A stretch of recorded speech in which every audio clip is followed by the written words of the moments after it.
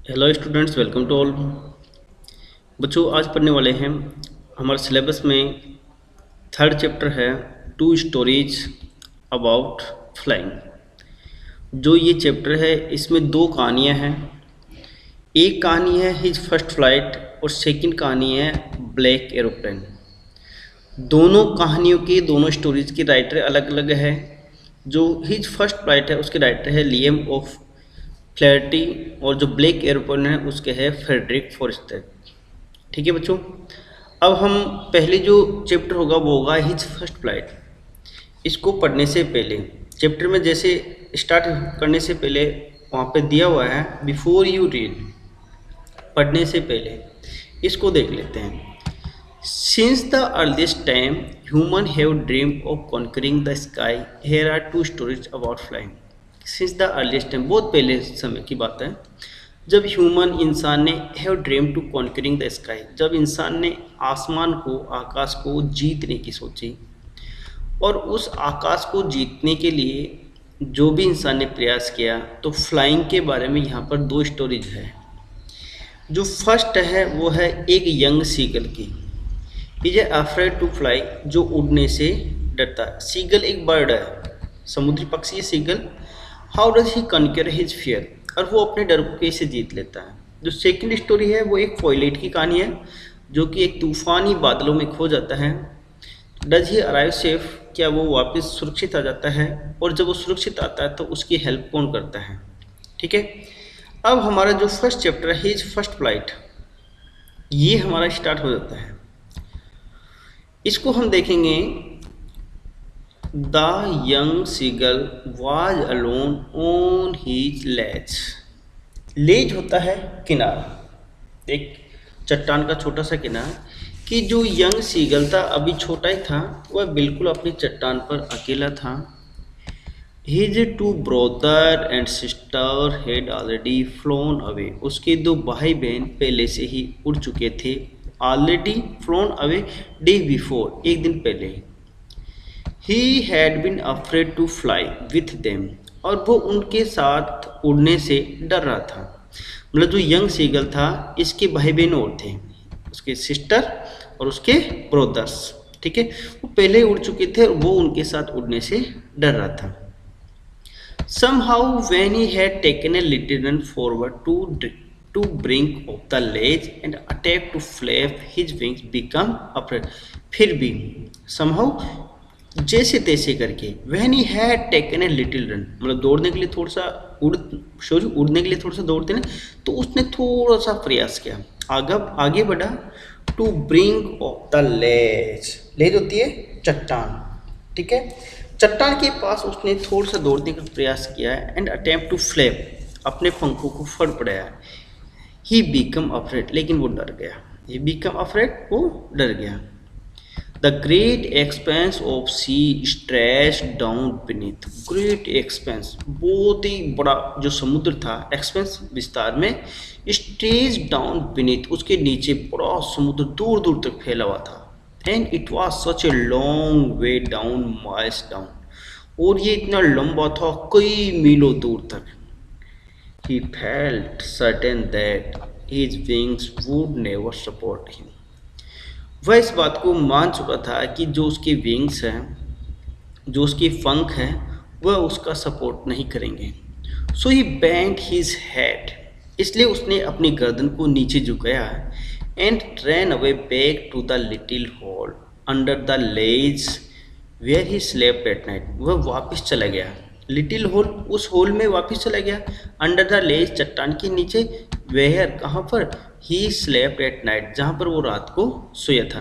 क्योंकि अब तो वो अकेला ही है सोने वाला, उसके भाई बहन तो उड़ चुके हैं, तो उस चट्टान पर वो वापस से चले गए। Even when each of his brothers and his sisters, even when, यहाँ तक कि, each of his brothers and sister, उसके भाई और बहन, whose wings were far shorter than his own, ran to bring, flapped their wings and flew away, उसके जो भाई बहन थे, उनके पंख तो, उनके जो विंग्स थे वो तो उससे भी छोटे थे, शॉर्टर थे, लेकिन वो ran to bring, flapped their wings, मतलब वो उड़ने के लिए दौड़े और उन्होंने अपने पंखों को फैलाए और वो जो उसके भाई बहन थे फ्लू अवे, उड़ गए।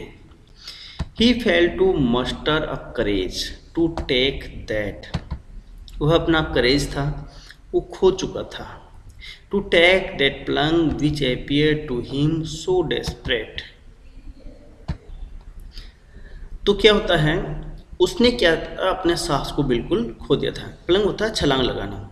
विच appeared to him so desperate, जिसकी वजह से वो डेस्परेट बिल्कुल निराश हो चुका था। His father and his mother, उसके जो फादर और mother had come around, calling to him shrilly, वो उसके जो फादर थे, जो उसकी मदर थी, वो उसके पास चीखते हुए अपब्रेडिंग हिम, मतलब अपब्रेडिंग होता है स्कोल्ड करना, डांटना। उसके जो फादर और जो मदर थे वो उसको डांट रहे थे। थ्रेटनिंग, उसको धमका रहे थे। To let him starve on his लेग अनलेस ही फ्लू अवे, यदि वह नहीं उड़ेगा, यदि वो नहीं उड़ेगा, तो उसके जो फादर, उसके जो मदर थे वो उसको डांट रहे थे, उसको धमका रहे थे। किसके लिए? टू लेट हिम स्टार्व, कि वह भूख से मर जाएगा। ऑन हिज लेग, उसी चट्टान पर। But for the life of him he could not move, लेकिन वो अपनी ज़िंदगी के लिए मूव नहीं कर सकता था, वो वहाँ से जा नहीं सकता था, यानी वो बिल्कुल डर गया था। That was 24 hours ago, 24 hours ago, ये 24 घंटे पे पुरानी बात है, मतलब एक दिन कंप्लीट गुजर चुका था। Since then nobody had come near him, तब से लेकर अब तक उसके पास कोई नहीं आया था, यानी 24 घंटे पहले उसके मदर फादर, उसके भाई वगैरह उसके पास आए, लेकिन अब उसके पास कोई नहीं आ रहा था। The day before all day long he had watched his parents, the day before, उस दिन के पहले, ऑल डे सारा दिन, he had watched his parents, वो उसने अपने पेरेंट्स को, अपने माँ बाप को देखा। Flying about with his brothers and sister, अपने भाई बहनों के साथ में उड़ते हुए। Perfecting them in art of flight, वो देख रहा था कि जो उसके पेरेंट्स है, उसके माँ बाप है, वह उसके भाई बहनों को बिल्कुल परफेक्ट कर रहे थे। किसमें? फ्लाइट में, आर्ट ऑफ फ्लाइट, उड़ने में, मतलब उसको उड़ना सिखा रहे थे। उनके जो पेरेंट्स थे दूसरे उनके पक्षी थे।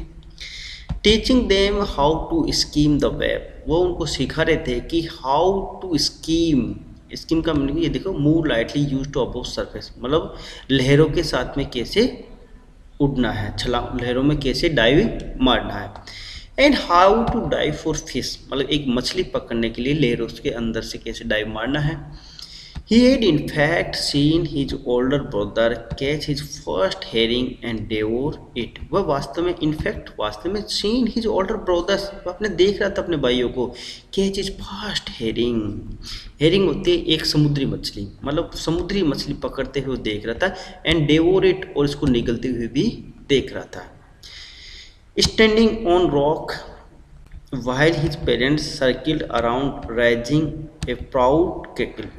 स्टैंडिंग ऑन रॉक, उसके जो पेरेंट्स थे वो एक चट्टान पर खड़े हुए थे। वाइल हिज पेरेंट्स सर्कल, और उनके जो माँ बाप थे उन्होंने एक सर्कल बनाया हुआ था, घेरा बनाया हुआ था। राइजिंग ए प्राउड केकल, और उस पर गर्व कर रहे थे। किस पर? उसके भाई पर जो मछली पकड़ रहा था। And all the morning the whole family had walked about on the big plateau midway down the opposite cliff taunting him with his a cowardice. And all the morning, दूसरी सुबह से लेकर द होल फैमिली, उसकी पूरी family, mother father, उसके brother and sister, had walked about on the big plateau, एक बड़ी चट्टान पर घूम रहे थे।